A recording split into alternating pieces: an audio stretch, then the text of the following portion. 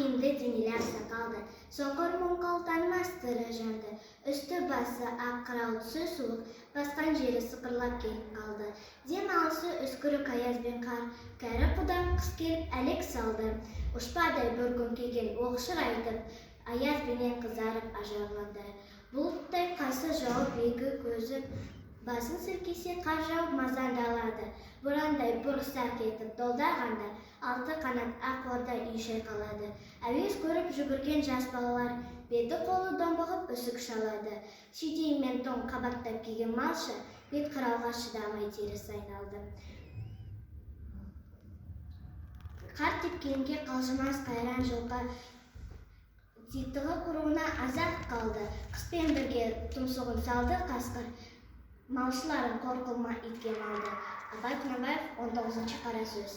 Адам ата-анадан туған кезде есті болмайды. Естіп, көріп, жақсы жаманмен танысып, сондай дағыдан көп өткен адам есті болады.